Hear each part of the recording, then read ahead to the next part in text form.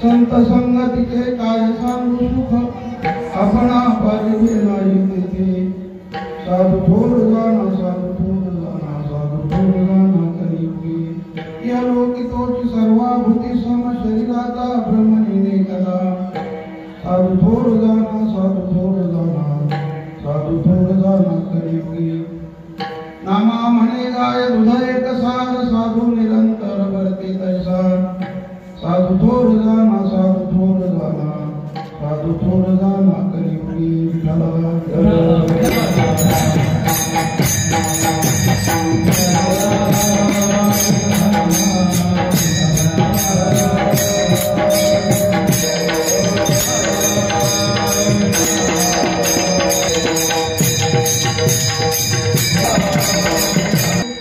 रमामंदिरम सुंदरम चित्प्रकाशम वरम पिष्टिकायां समन्वयस्तपादं वरब्रह्मलिङ्गजे पाण्डवं अनुरंगाकरो प्रथमं श्रीचरण संतान किया ओम नमो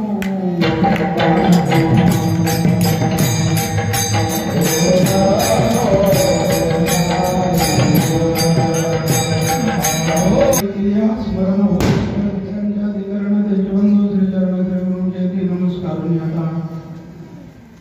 नमो पांडुरंगा नमो रुक्मिणेशी नमो श्री नगत नारायण सिद्धरूपी भक्त झाला नमस्कार माझा श्री गुरु नगत नारायण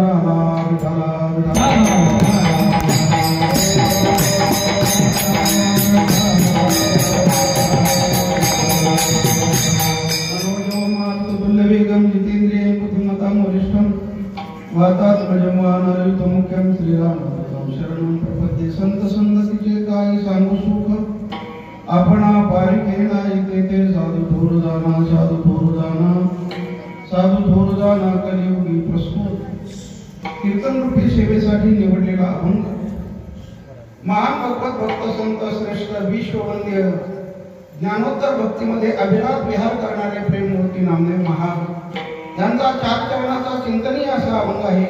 या अभंगाद्वारे तुका नामदेव महाराज संतांच्या संगतीची थोरवी गातात।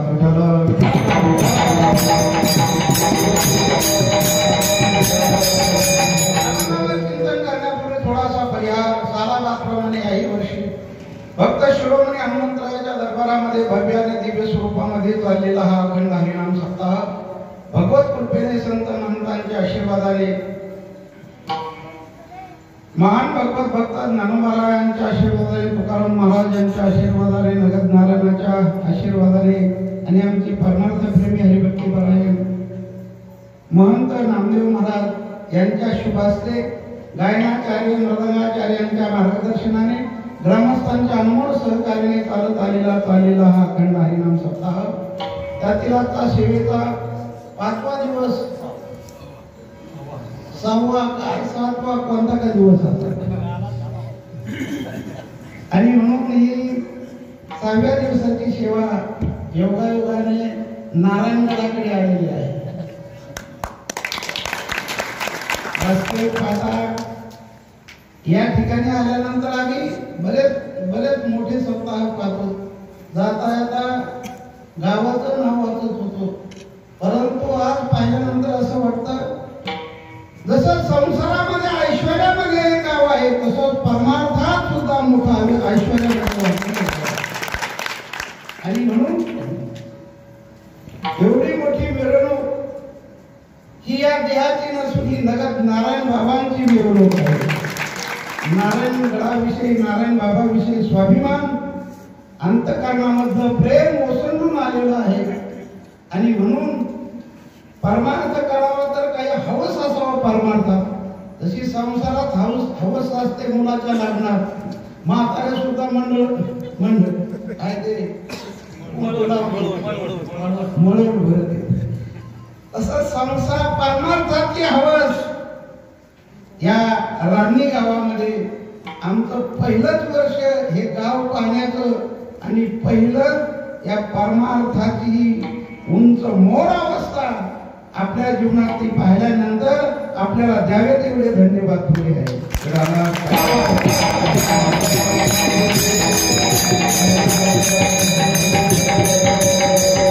अनेक वर्षापासून हा सप्ताह चालू आहे.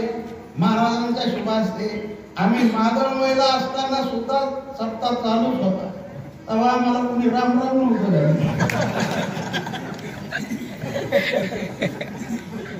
अरे प्रगती असावी, प्रगती असावी, प्रगती असावी. जशी संसारात प्रगती असावी तशी परमार्थात सुद्धा प्रगती असावी.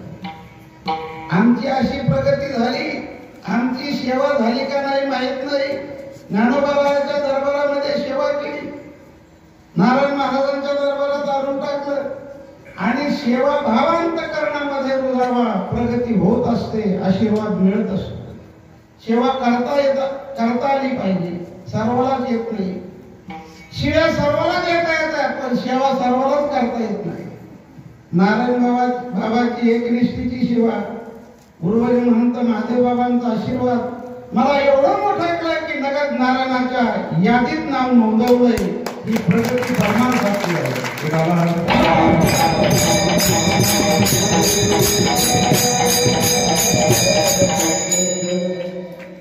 आता काय कीर्तन करायचंय?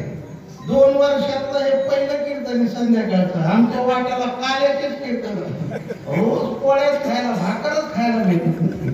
आज पहिलं कीर्तन हे संध्याकाळचं कीर्तन.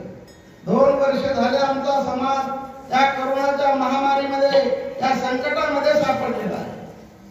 आणि आता या 3ऱ्या वर्षामध्ये थोडा मोकळा श्वास टाकलेला आहे. तरी 3ऱ्या वर्षाचा रोग, त्याचं नाव काय काय ओम काय त्याला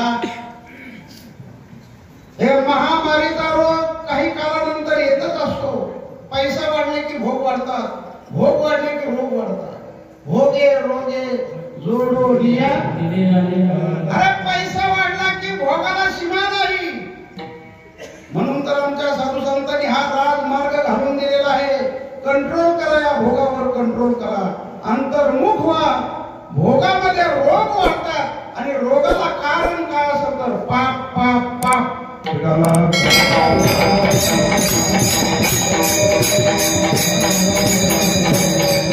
काळानंतर हे रोग येतच असतात. या जुन्या मंडळीच्या काळात रोग नव्हते का? हे फेट्यावाले त्यांची वायर तुटली दिसते. उचला. पण आमच्या या विज्ञान युगामध्ये रोगाला मोठा प्रतिबंध आहे. या कलियुगाचे डॉक्टर म्हणजे देव आहेत. त्यांनी या रोगाला प्रतिबंध केला. काही मंडळी आमची गेली, काही जाऊन माघारी आली. करोना कोणाला झाला नाही का? महाराजाला झाला. महाराज काय शरीर नाही का महाराजाला? मग तुका म्हणे पापे आणि येती रोगाच्या रूपे. सर्व गोष्टीला कारण पाप पाप पाप. रोगाला कारण पाप आणि पापाला प्रतिबंध करण्यासाठी धरून दिलेला नेम म्हणजे अखंड हरिनाम सप्ताह.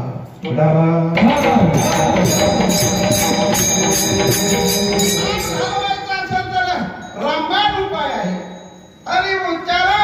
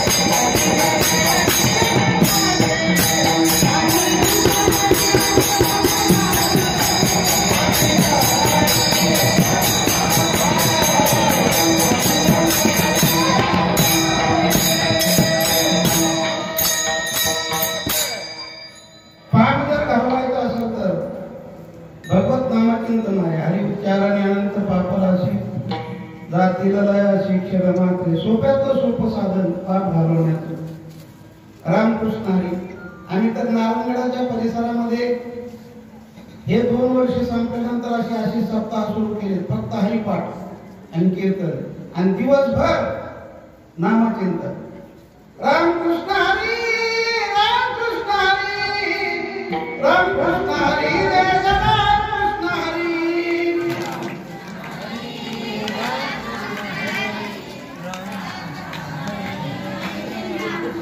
आज घोटाळता येईल जरा घोटाळा होता.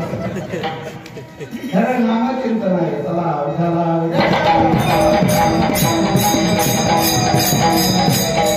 संतांनी आपला परमार्थाचा अनुभव या जगतासमोर मांडलेला आहे. काहीतरी बोलत असतो त्याला जीव म्हणावं, प्रमाण सिद्ध बोलत असतात त्यांना साधक म्हणावं आणि अनुभवाचे बोल बोलत असतात त्यांना संत म्हणावं.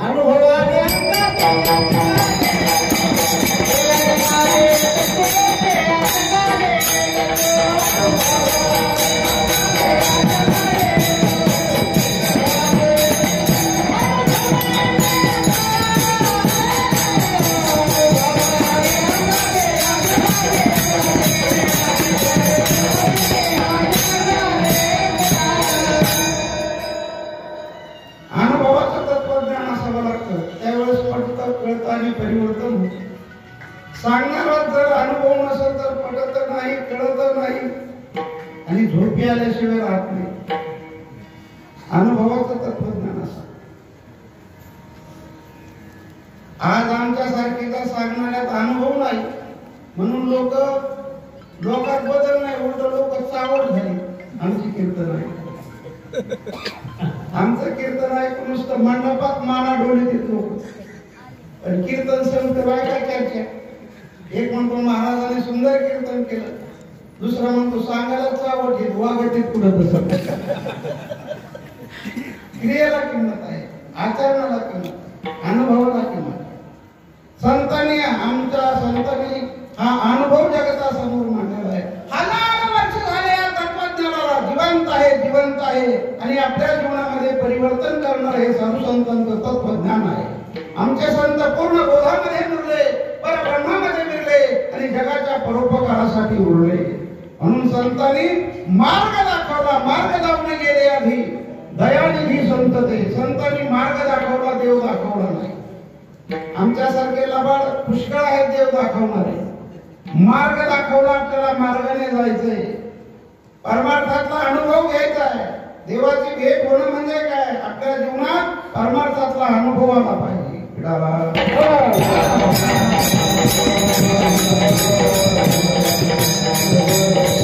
प्रसन्न एक वेळेस ज्ञानोबा भगवंताकडे गेले, विनंती केली. ज्ञानोबारायांनी विनंती केली की नामदेवरायाला आमच्या बरोबर तीर्थयात्रेला पाठवा. पण नामदेवराय भगवंताचे लढीवाळ भक्त, देवापासून करू नये म्हणजे आग्रह का. तीर्थयात्रा करण्यासाठी नामाला ज्ञानाची जोड हवी आहे आणि ज्ञानाला नामाची जोड हवी आहे. तीर्थयात्रा सक्सेस. आग्रहाने ज्ञानोबारायाने नामदेवरायाला बरोबर घेतलं आणि ज्ञानोबारायाची आणि नामदेव महाराजांची तीर्थयात्रा मच्चित्ता मदगत प्राण तीर्थयात्रा करत असताना होरात्र नामचिंतन. आपली तीर्थयात्रा वेगळी, चहा नाही दिला आणि जेवायला नाही दिलं, याच्यातच भांडणातच परत आले तरी भांडणच. नामदेवरा तीर्थयात्रा करून आल्यानंतर भगवान विचारतात, नामदेवा ज्ञानोबाच्या तीर्थयात्रेमध्ये काय वाटला आनंद? म्हणले, देवा आतापर्यंत तुमच्या संगतीत फुकट आयुष्य गेले. भगवान म्हणले, काय म्हणतात? नामदेवा जरा तोंड सांभाळून बोला. हो म्हणले, फुकट गेलं. म्हणले, असं काय वाटलं तुम्हाला ज्ञानोबाच्या संगतीमध्ये? म्हणले, ज्ञानोबाच्या संगतीत इतका आनंद, इतकं सुख वाटलं ते वाचणे सांगता येत नाही. अभंगाचं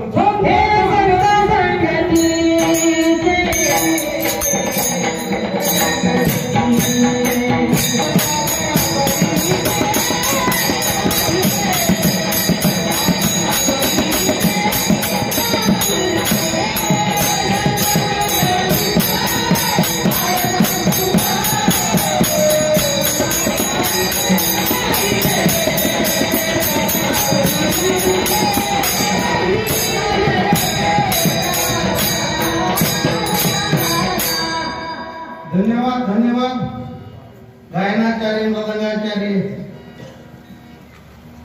दोन पखवाजाची ताकद एकट्याच्या गळ्याच्या ठिकाणी. सारखे वाजवणारा, गंधर्व सारखी गाणारी मंडळी, राजा परीक्षिती सारखी श्रवण करणारी मंडळी. फक्त सांगणारा शुकाचार्य नाही, नसलं तरी ऐका दोन तास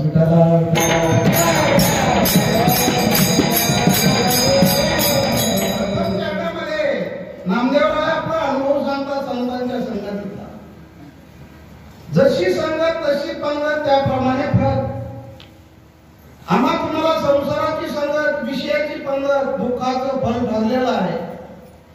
संतांना संतांची संगत, ब्रह्मरसाची पंगत आणि सुखाचं फल ठरलेलं आहे. जशी संगत तशी पंगत, जशी संगत तशी पंगत. हे लय पडतं सर्वाला. याची ह्या पंक्तीत आणि संगतीत फार मंडळी तरबेजी. गाठ्यातले अभंग सांगावं लागते, ज्ञानेश्वरीच्या ओळ सांगावं लागतं, पण ही क्रिया सांगावं लागत नाही. म्हणून तर पाप पाप पाप प्रत्येकाच्या कपाळावर पाप लिहिलेलं नसतं. ज्याला चांगलं कधी आवडतच नाही, वाईट केल्याशिवाय राहत नाही, याला पापी म्हणायचं. महामारी पापच. महाराज पाहिला की दंड उचलणारे, शिवे देणारे. पण आता महाराज पाहिला की मला भेटतात, महाराज जय हरी. म्हणलं, कधी जय हरी घालीत नसतो. म्हणलं, कारण का? म्हणजे महाराज हे रोग कधी जाईल? म्हणलं, तुम्ही मेल्याशिवाय जाणारच नाही. या रोगाला घोटाळा घालणारे हे पापीच आहे, पापीच आहे. सांगण्याचं तात्पर्य, आमच्या संतांनी संतांची संगत केली, जीवनामध्ये परमार्थाचा अनुभव घेतला आणि म्हणून डोंगरासारखं दुःख अंगावर येऊन कोसळलं तरी समाधान बिघडलेलं नाही. संगतीचा परिणाम.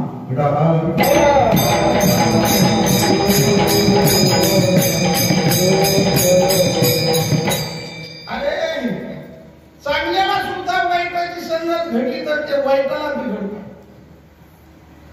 ढेकणाच्या संगे हेरा जो भंगाला, कुसंगे नाडीला साधू जायचा. साधू जरी असला तर कुसंगाची संगत घडली तर तो बिघडला जातोय, तो बिघडला. म्हणून आपल्याला आपल्या जीवनाला संगतीचा फार मोठा फायदा आहे, फार मोठा फायदा आहे. चांगल्याची संगत करा. चांगलं झाल्याशिवाय राहत नाही, चांगल्याची संगत लागतच नाही आणि वाईटाची संगत लवकर लागते. तंबाखू खाणारा, तंबाखूची सवय लागली का संगतीनं लागली? दारू पिण्याची सवय लागली का संगतीनं लागली? फुकट पेता पेता पेता संगतीनं वाईटाची संगत लागत असते. त्याला ज्ञानोबाराय नामदेवराय म्हणतात, संतांच्या संगतीतलं काय सुख सांगू, काय या शब्दाचे अनेक अर्थ होतात. पण या ठिकाणी अनिर्वाच्य वाचक आहे. ते शब्दाने ते सुख सांगता येत नाही. संतांच्या संगतीतलं सुख शब्दाने सांगता येत नाही. संसारात जसं सुख आहे तसं संतांच्या संगतीतलं सुख आहे. संसारातल्या संगतीतलं सुख हटणार आहे, मिटणार आहे, संपणार आहे, वर्तमान काळापुरतं भासमान. आमच्या ज्ञानोबारायांनी तर याच्यावर लांबशाहीचा शेरा मारलेला आहे. लटिका व्यवहार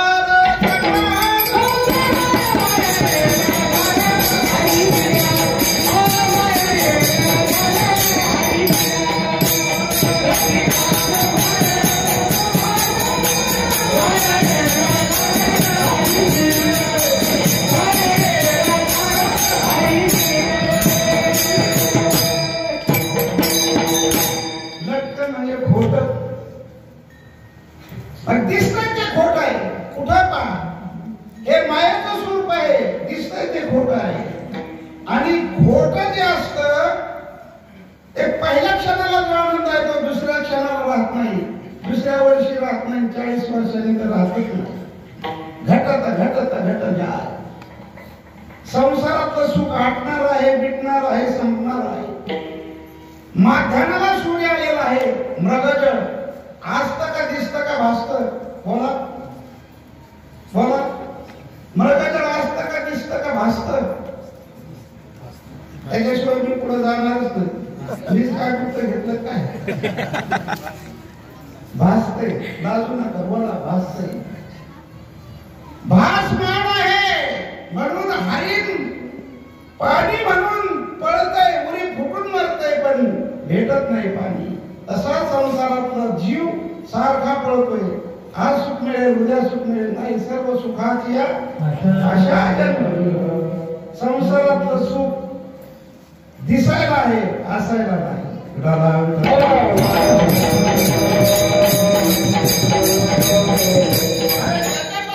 सुख मिळवण्याचा प्रयत्न केला तेच दुःखाला बसवतंय. लग्न नाही, सुख का दुःख? बोला. आता तरुण मुलाचे लग्नच व्हायना. 200 मुलं आहे या गावात. एक गावावर येते, आम्हाला विचारते, महाराज आमचं लग्न कधी होईल? म्हणलं आमचं होईल, तुमचं कधी झालं?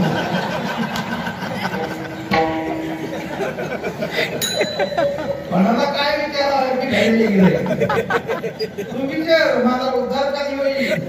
मी काय साधना करू? ही देवाची वाट मला सांगा. लग्न झालं, मुलगा व्हायना दुःख. मुलगा झाला, ते शाळेत जायना दुःख. संसारातले अनंत दुःख सांगताय. आम्हा तुम्हाला संसाराची संगत आहे म्हणजे दुःखाची संगत आहे. सुख मिळणार नाही. विडाला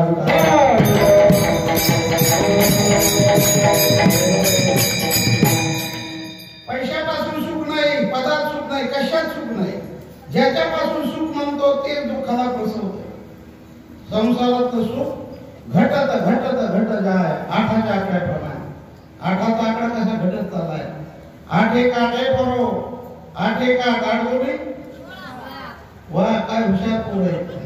तरी शाळा पण देतो पोरं बिघडली.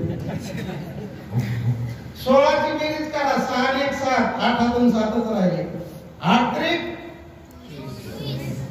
सांगता का नाही? नाही ते ठोका. 8 त्रिक 24. 4 आणि 2 6. घटत घटत घटत जा. संसारातलं सुखच असं आहे. पहिल्या क्षणाला आहे तर दुसऱ्या क्षणाला राहत. आणि 40 मुलगा झाला, 40 वर्षाचा झाला, तो बापाला आनंद होतो पेढे वाटताना. तो 40 वर्षाचा मुलगा झाल्यानंतर बापाच्या मागे दगड घेऊन लागतो. बाप म्हणतो 5च्या दिवशी मी गेलो असतो तर बरं राहतं. मुलगा झाल्यानंतर जो आनंद आहे तो दगड घेऊन मागे लागल्यानंतर जो आनंद राहत नाही. हे संसारातलं सुख आहे.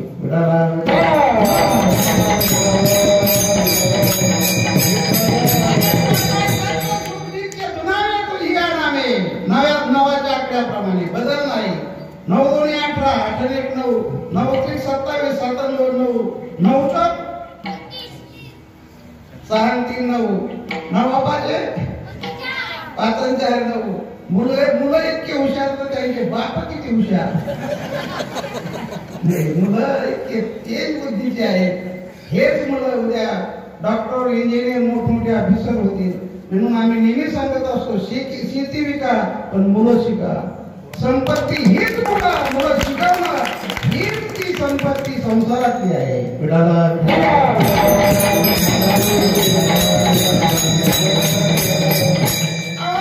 संतांच्या संगतीत जर सुख मिळतं ते शाश्वत सुख आहे. मग ते नातेवाईकाला सुखी करीत असतील नाही. संतांच्या ठिकाणी आपण पारिके नाही.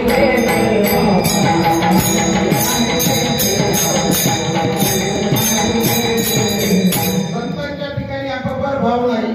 जीवाच्या ठिकाणी आपोपर भाव आहे. देवाच्या ठिकाणी आपोपर भाव आहे.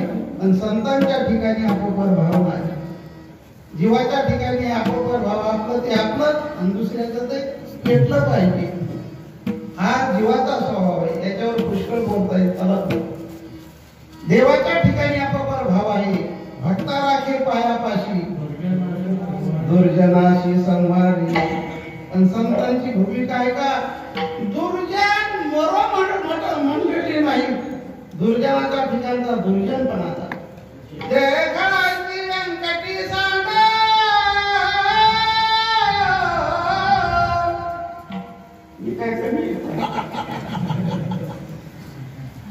हा नगद नारायणाचा आशीर्वाद आहे.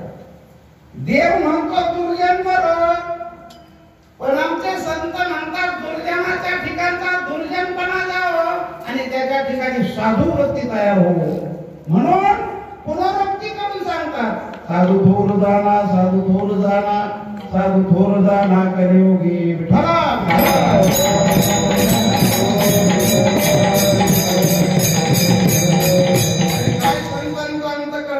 म्हणून त्यांना आई म्हणतात, त्यांना माऊली म्हणतात. साधू संत माया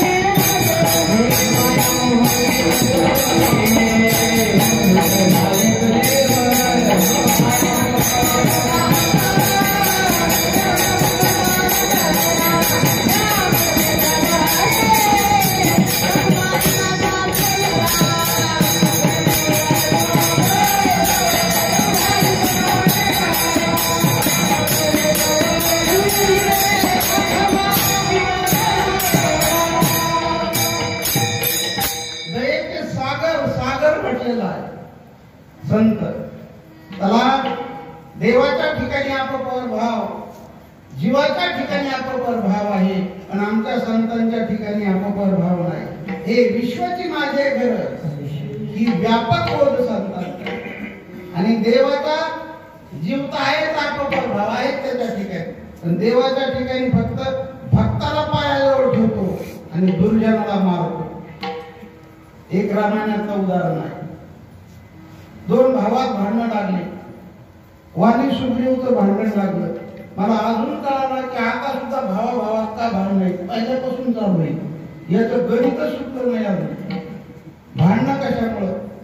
युक्रेन आणि दुसरा देश कोणता? रशिया. काय पोरे ते हुशारी कोण आहे?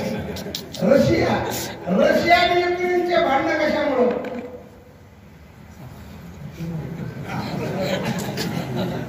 सांगा ना, तुमच्या बापाचं चुलत्याचं भांडण कशामुळं?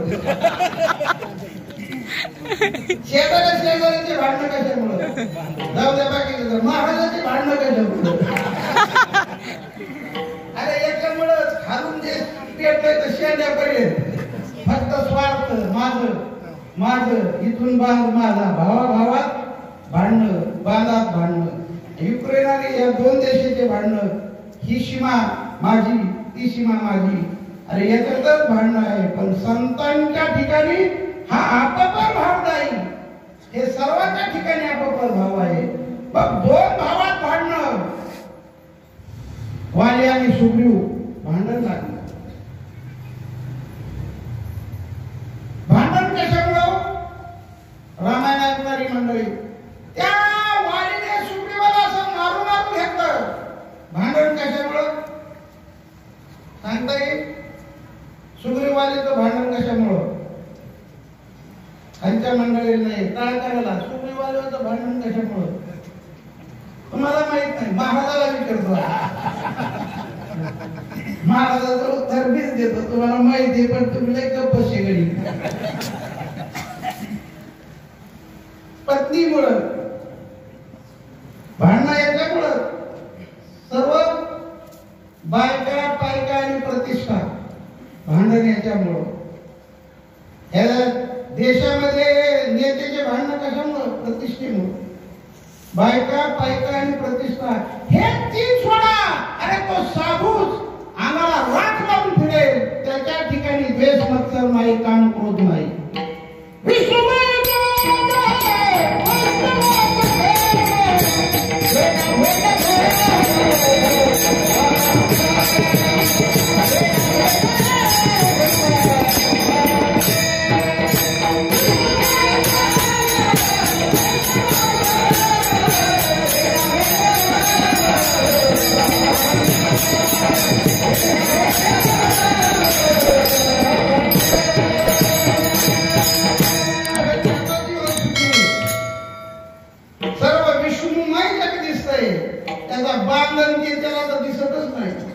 विष्णुमय जग वैष्णवाचा धर्म भेद गेला, अभेद गेला आणि पांडुरंगमय जीवन झालं.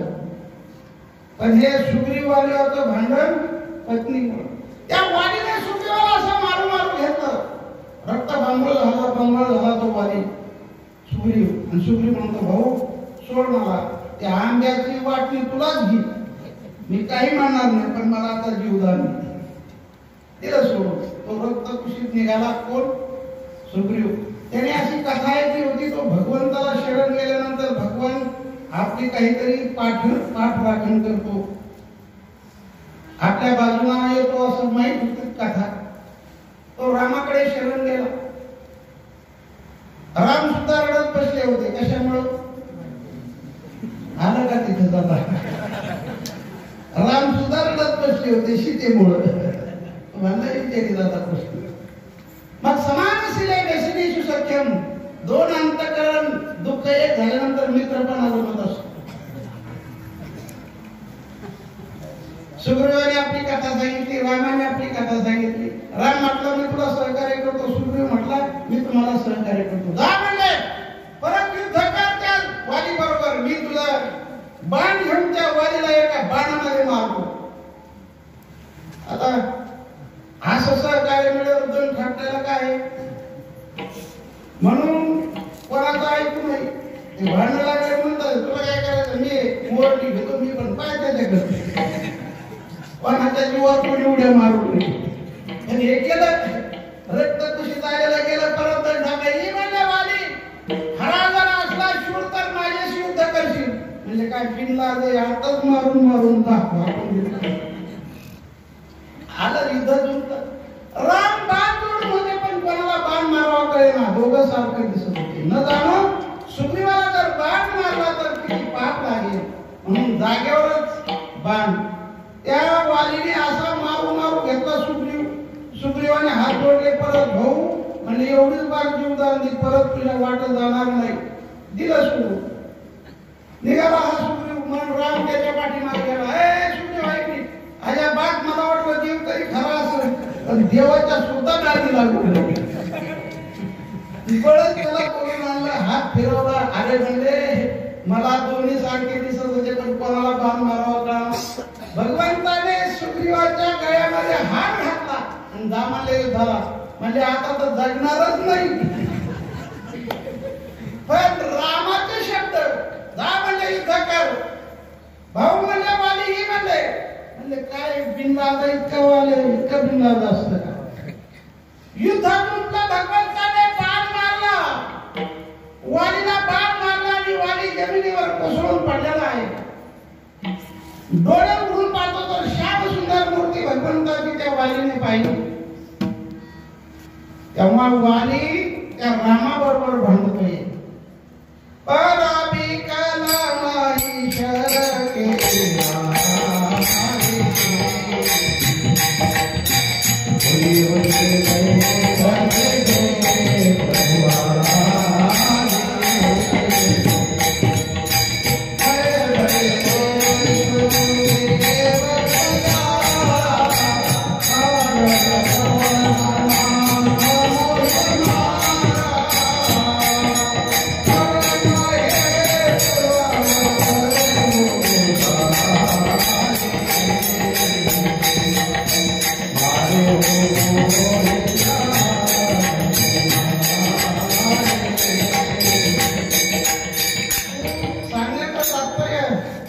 वाली देवाशी भांडतो, सांगा देवा मी शत्रू कसा आणि सुग्रीव मित्र कसा. मी असा धर्मशास्त्र ऐकलेला आहे. यदा यदा हि धर्मस्य ग्लानिर्भवति भारत. एवढी कथा सांगण्याचं तात्पर्य भगवंताच्या ठिकाणी अपपर भाव आहे. शरण आलेल्याचेच पाठीराखण करतो आणि शत्रूला मारतो, हे देवाच्या ठिकाणी अपपर भाव. म्हणून संतांच्या ठिकाणी अपपर भाव नाही, हा मोठा गुण आहे. म्हणून पुनरुक्ती करून सांगतात, साधू थोर जाणा भंगाच्या दुसऱ्या साधू थोर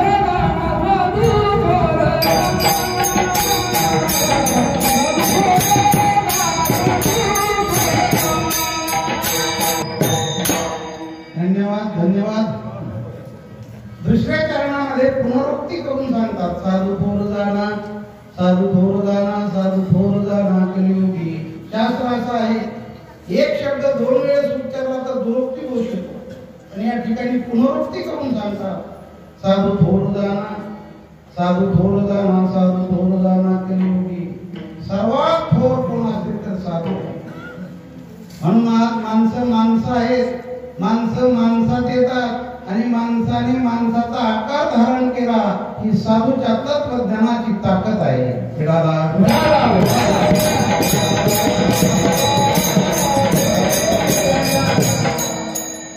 एवढा एका जागेवर येणारा समाज कुठं आहे?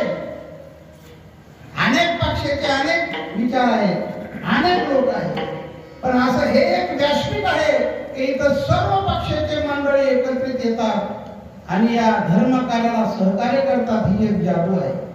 आमच्या नारायणगडाची जादू आहे. 200 सप्ताह आहे, 200.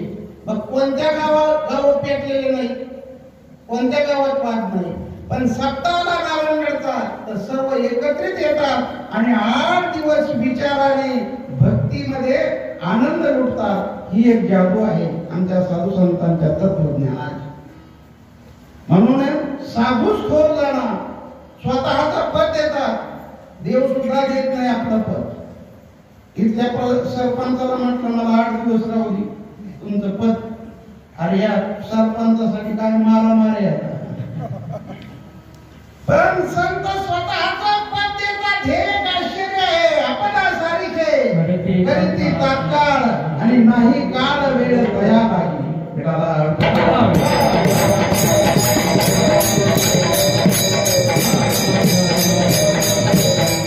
लोखंडाला परीस लागला त्याचं काय होतं? लोखंडाला परीस लागला त्याचं काय होतं? आता हे अवघड आहे का? हे सोनं होतं, सोनं. ऐका, मग लोखंडाचे कोणते दोष जातात? एक नंबरचा दोष, लोखंड काळा आहे, त्याला परीस लागला, आता त्याचा रंग बदलला. कोणता रंग झाला? सोन्याचा पिवळा. काळेपणा गेला, पिवळसरपणा निर्माण झाला. एक नंबरचा दोष गेला. 2 नंबरचा दोष, लोखंड ताठ आहे, कुठंच होत नाही, त्याचा झाला सोनं, लवचिक झालं. 2 नंबरचा दोष, ताठपणा गेला. आणि 3 नंबरचा जाहिरात, 40 रुपये किलोचं लोखंड, त्याचं झालं सोनं. आता काय किलो? आता काय किलो? मग संतांनी ज्याला हाताशी धरला त्याची एवढी जाहिरात वाढत असते. वडा हाती मापत आले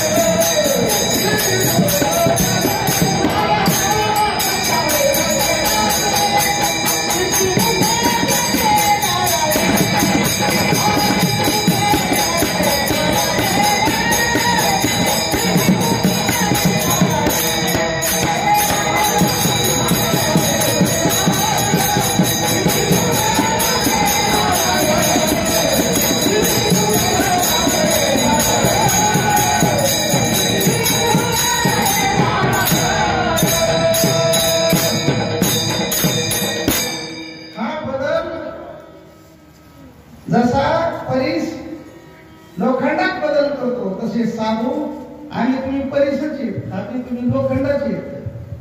साधू ज्याला हाताशी लागते त्याची इतकी उंची वाढली जाते. म्हैशी पुत्रामुखे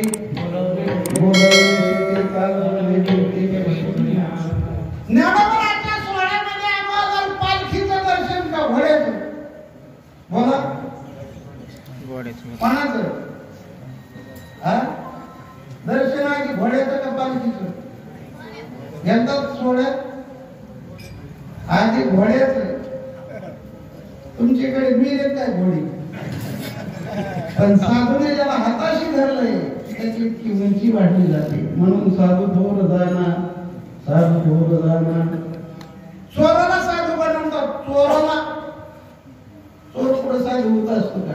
पण संताने जर त्याला उपहास केली तर वाल्याचं उदाहरण आहे. पापाचा मार्गाळा असणारा वाल्या कोळी नारदाची भेट झाली. सांगितलं काढा काय तुमच्या जवळचे पैसे काढा. नारदाने एक सांगितलं, हे पैसे चोऱ्या माऱ्या करून मिळवतोस त्यामध्ये घरचे सहभागी होते, पण पापात कुणी सहभागी होतं विचारून ये. तेव्हा वाल्या म्हणून लागला. गांधावाल्याचा आकार दिसतोय पडून जायचा. नारदाला सांगितलं काही बगलातलं सांगू नका, पैसे काढा काय. पण साधूची ताकद वाईटाला चांगलं बनवतात. ते म्हणजे घरी विचारू नये मंडळीला पापात तुम्ही सहभागी होता का? हे गेलं घरी मंडळीला विचारलं का ग मी पैसे चोऱ्या माऱ्या करून आणतो. घरातील मंडळी सर्व सहभागी, पण पापात तुम्ही सहभागी व्हाल का? मंडळीला चक्क उत्तर दिलं, ज्याचं पाप त्याला. चोरी करून आणा नाही तर पाप करून आणा नाही तर पुण्य करून आणा. ते ज्याचं त्याने सांभाळायचं. आमचं उदरनिर्वाह भागणं तुमचं कर्तव्य आहे. पाप पुण्य आम्ही घ्यायला मोकळे नाही. पाप करून आणा नाही तर पुण्य करून आणा. आमचं उदरनिर्वाह भागणं तुमचं कर्तव्य आहे. म्हणलं कसं काय? म्हणलं लग्नातले शब्द आठवतात का? मालकाला म्हणले मालकी.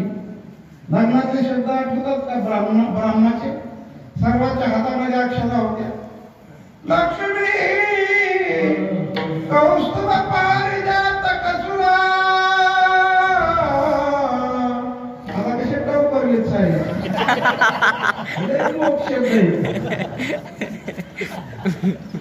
अक्षरा पडल्या धर्मेचे कामेचे आर्थेचे नाती चरावी आजर होती आमची नाता झाली. पाप करून आणा नाही तर पुण्य करून आणा. आमचं उदाहरण भागणं तुमचं कर्तव्य आहे. वाल्याला पश्चाताप झाला. साधूच्या शब्दाची आठवण झाली. पश्चाताप हवा प्रत्येक गोष्टीत. पश्चातापेन शुद्धता. आपल्याला पश्चातापच होत नाही. पोटग्याला आज नाही, कालचा कोडगा आज नाही. घरी शिवाय देते जाणार. कीर्तन सुरू झालं त्या महाराजाचं ज्ञानेश्वरीची भावकथा ते म्हणजे अजून उशिरे ते बरत वाढू लागते. सुंदर ते ध्यान तुका म्हणे तिकडे येणारे माहीत असते.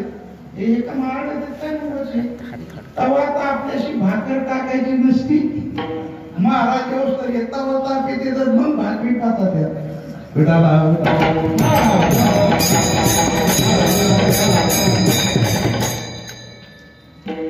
वाल्यापुरी साष्टांग दंडवत नारदाच्या पायावर घातला. नारदाने उपहास केली आणि साधूच्या मुखातून गुरु मंत्र ऐकावा लागतो. ही आमच्या वारकरी संप्रदायाची परंपरा आहे. गुरु करावा लागतो, गुरु मुखातून मंत्र ऐकावा लागतो. असं शिंपटलं तरी शेतात उगतय, पण चाड्या वाटच का सोडावं लागतं. तसा गुरु मंत्र दिला नारदाने वाल्याला. मन राम तो म्हणायचा मारा मारा मारा मारा मारा मारा मारा मारा मारा मारा.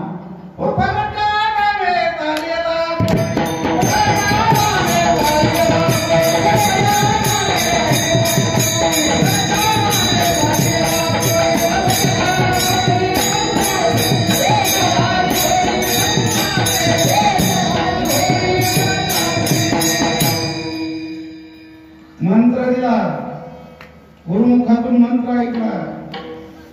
मग कोळ्याची कीर्ती वाढली गहरी. केले रामायण रामाने. किती दिवस मंत्र ऐकला होतो? वारू चढलं म्हणतात. वारू आपल्याला कीर्तनात नीट बसता येणार ठेवू 50 आसनं मोडतो आपण.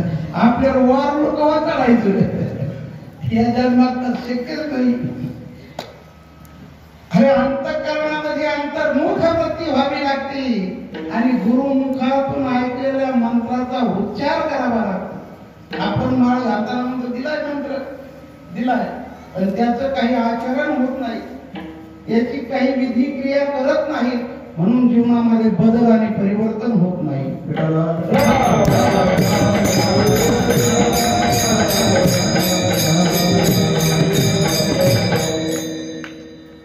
साधू आपल्या जीवनामध्ये नक्की परिवर्तन करतात, पण सेवा घडली पाहिजे. तद्विधी प्रणिपातेन परिप्रश्नेन सेवया उपदेक्षण तिथे ज्ञानेन तत्वदर्शनः. तन मनुजिरे चरणाशी लागावे अगरवता करावे दास्य सकळ. मग अपेक्षित आपण एका जनार्दनी संतन पूर्ण करती मनोरथ. मनाचे मनोरथ पूर्ण करतात संत, म्हणून साधू थोर जाणा. सेवा करा, सेवा करा. आपल्या जीवनामध्ये या तत्वज्ञानाच्या वरे नक्की परिवर्तन. ज्ञान बदलाची क्रिया बदलत असते. ज्ञानातली क्रिया वेगळी आणि अज्ञानातली क्रिया वेगळी. अज्ञान घालवतात आणि ज्ञान ज्योत प्रज्वलित करतात. अज्ञानातली क्रिया वेगळी आणि ज्ञानातली क्रिया वेगळी. एक भिकारी भीक मागण्यासाठी आला, दारात रुपये पडलेला होता. त्याने इकडे तिकडे पाहिलं, 2 पायाच्या चिमटीत तो रुपया धरला आणि हळू घेतला आणि खिशात टाकला. उचलला का खरा म्हणून एक कार्ट खेळत होता दारात. त्यांना आई ग भिकारीने रुपया उचलला. आई घरातूनच म्हणते घेऊ दे, मेलेला तो खोटा आहे. फोटो घेतलेला टाकला. उचलला का खरा म्हणून उचलला. अज्ञानातली क्रिया उचला उचलीची. संसारातली उचला उचलीची क्रिया अज्ञानातली. पण उचलला टाकला. साधू मुखातून ऐकलं खोट आहे, दिसतंय ते खोट आहे, असं एकच उचला. ते साधू संतांच्या तत्वज्ञान ग्रहण करा, ते उचला आणि आपल्या जीवनामध्ये त्याचा अनुभव घ्या. मग खोट वाटतंय आणि खरं खरं वाटतंय. या साधू संतांच्या तत्वज्ञानाची ताकद, या ताकदीने खरं खरं ग्रहण केलं जातं आणि खोट टाकलं जातं. या साधू संतांचं तत्वज्ञान विचार ऐकल्यानंतर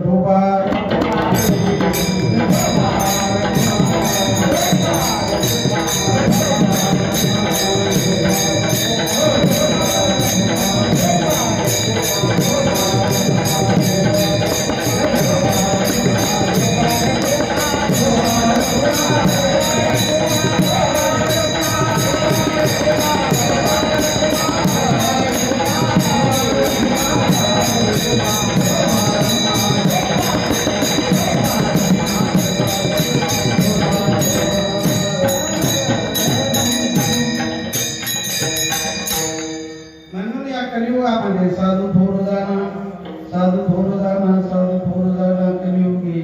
म्हणून हे भक्तीचे पीठ आहेत. या महात्माचा उद्धार होण्यासाठी हे साधू, हे संस्थान आहेत.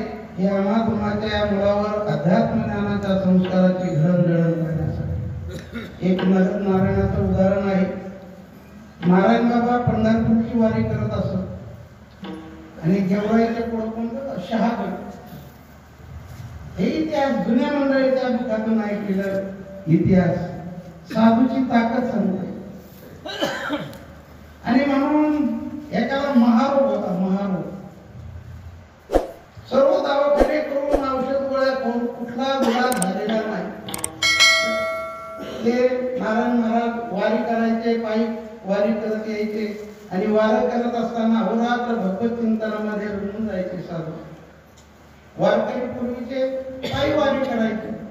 आता वारकरी वारी पायी करत नाही आणि महाराज तर पायाला माती सुद्धा लागून देत नाही.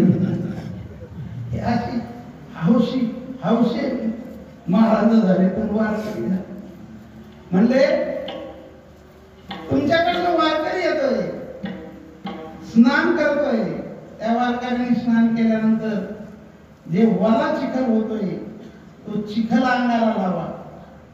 नारायण महाराजांनी तिथं स्नान केलं ज्या घरी तो चिखल अंगाला लावला आणि 8 दिवस तो माणूस क्लिअर झाला, महारोगी क्लिअर झाला.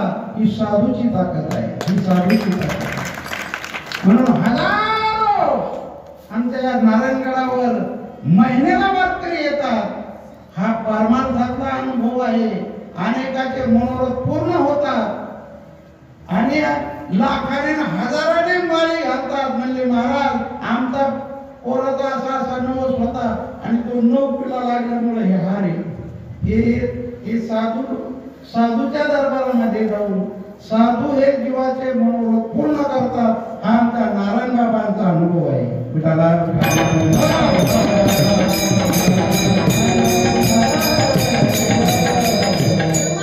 समत्वाची भावना भेदात्मक वृत्ती नष्ट करून समत्व हे विश्वाची मागे घर. जसा ऊस लावणाऱ्याला गोड लागतो आणि तोडणाऱ्याला सुद्धा गोडच लागतो. ही समत्वाची भावना भगवान तिसरी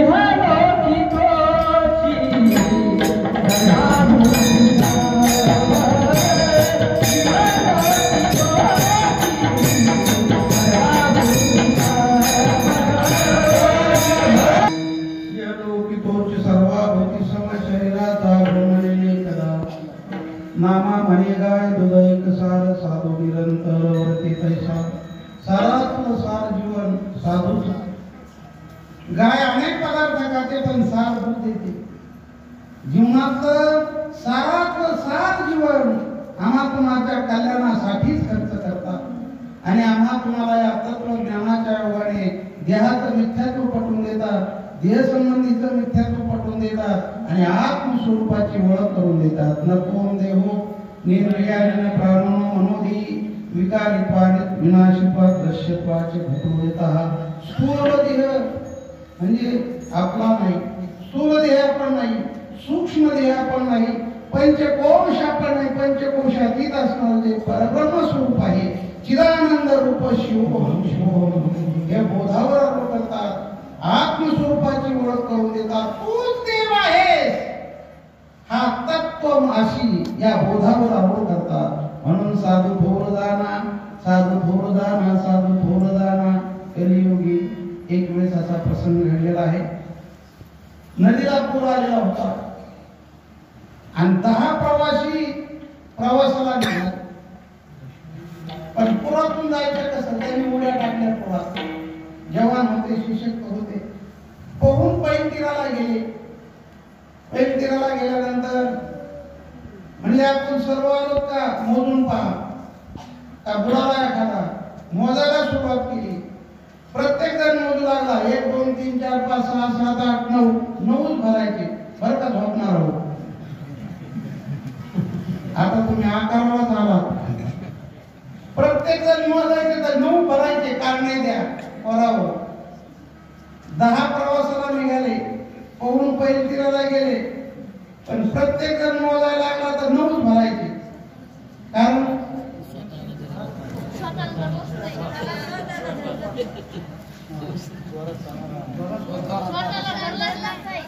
तसलंच आपलं आहे.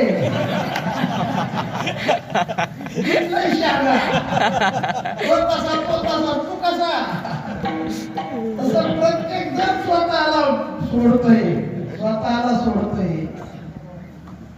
मग म्हटलं 10वा मेला दशमहा नास्ती. मग रडायला लागले.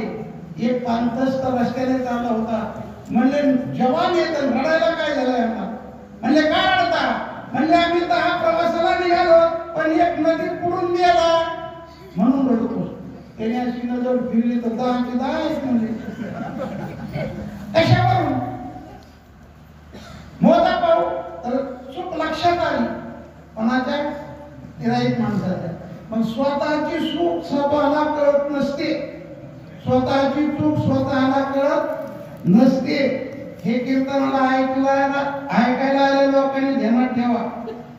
स्वतःची चूक स्वतःला कळत नसते. ती दुसरीने दाखवून द्यावी लागते तेव्हा ती चूक कळत असते.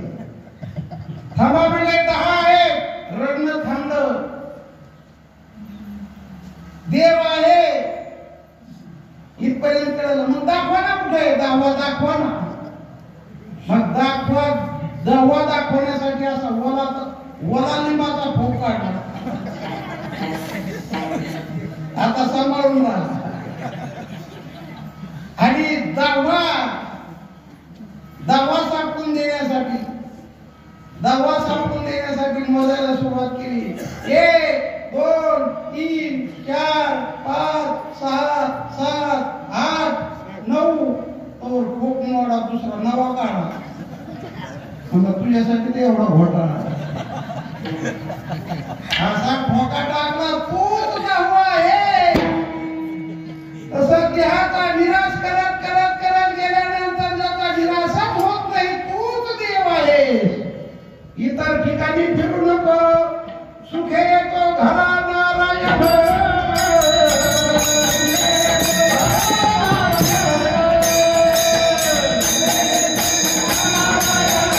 ऍक्सिडेंट होण्याची शक्यता आहे.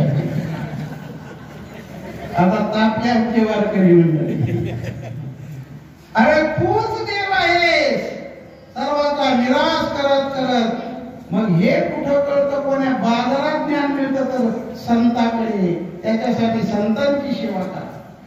सेवेने हे ताकद तयार होत असते आणि सेवेने तत्वज्ञान कळत असतं, पटत असतं आणि परिवर्तन होत असतं. देहाचा निराश करत गेल्यानंतर तूच देव आहेस. तत्वमाशी या बोधावर आलो करतात. मग संत बोध दिला मज सांगते मार्ग दावी रागिलं. भ्रांती हे समोर गेली दिसू लागली वाट. नाचत प्रेम छंदे चालू लागलं सपाट. एका जनार्दनी पाऊल पंढरी केलं. भ्रांती भ्रम ज्याच्या ठिकाणी जे नाही त्याच्या ठिकाणी ते भासणं त्याला भ्रम म्हणतात. रज्जूवर भासलेला सर्पच नाही भास. रज्जूचं यथार्थ ज्ञान झाल्यानंतर सर्प गेला कुठं? मग अज्ञानातली क्रिया आणि ज्ञानातली क्रिया हे साधू संत त्या तत्वज्ञानाच्या योगाने दिसतंय ते खोट आहे. आणि एक आत्मस्वरूपाची ओळख करून देतात. चिदानंद रूप शिवोहम त्या बोधावर लागू करतात. मग आपल्या जीवनामध्ये आनंदाचे डोही, आनंद तरंग, आनंदाची अंग, आनंदाची हा जीवनामध्ये आनंद प्राप्त करून देणारा ही संत साधू संतांचं तत्वज्ञान आहे. ज्ञानेश्वर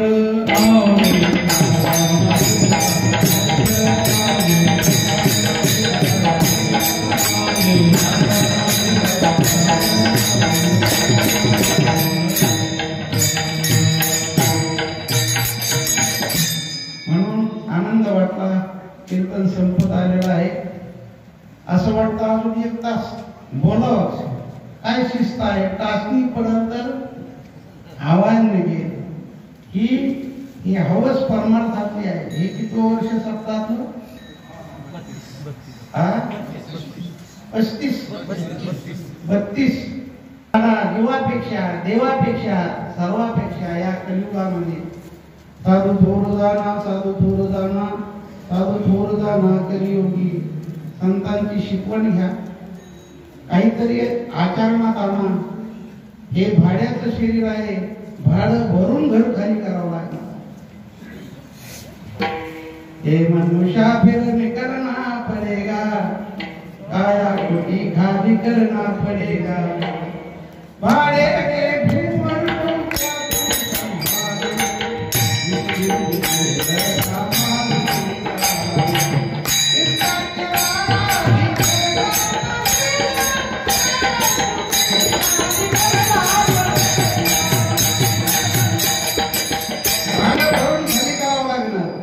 आपल्याला आपला बाप विचारणार आहे. 100 वर्षाचं आयुष्य मिळालं काय केलं? सप्ताहाला जात होता, वर्गणी देत होता, सप्ताहाला जात होता, कीर्तनाला जात होतास का? आपल्याला आपला बाप विचारणार आहे. हा म्हणजे जात होतो पण जुनी चप्पल सोडून नवी घेऊन मग मारी तोडी ती बिस्टोर. आपल्याला असं वाटतं आपल्याला कोणी विचारणार नाही. पण चित्रगुप्ताची यादी चालू आहे. उभाल्यापासून तर मावळेपर्यंत काही टाकायचं आणि काही घ्यायचंय. मग सत्तामध्ये काही शिका, साधू संतांचा आचार विचार आणि उच्चार करा. जीवनामध्ये संसार कोण म्हणताय करू नका, करा पण परमार्थ करा. जसं संसारातलं चाक गोल फिरतंय तसं परमार्थातलं सुद्धा गोल फिरू द्या. जर दोन्ही चाक गोल फिरले तर धन्य ग्रस्त आश्रम हा. त्याच्या जीवनामध्ये संसारात उंच मोर आणि परमार्थात सुद्धा प्रगती झालेली शिवा काही बरोबर असं ते नगद नारायण बाबांच्या कृपेतून आलेलं. चुकीचा अपशब्द आले असतील ते माझ्या बुद्धीचे दोष, म्हणून आपल्याला द्यावे तेवढे धन्यवाद आहेत. सर्व नारायणगडावर येणारे, वारीला येणारे सर्व भक्त आहेत.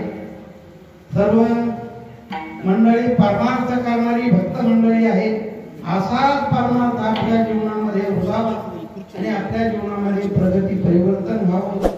या दोन शब्दाबरोबर या शिवेला पूर्णग्राम झालेली शिवा नारायण बाबांच्या चरणी अर्पण करून या ठिकाणी शिवेला पूर्ण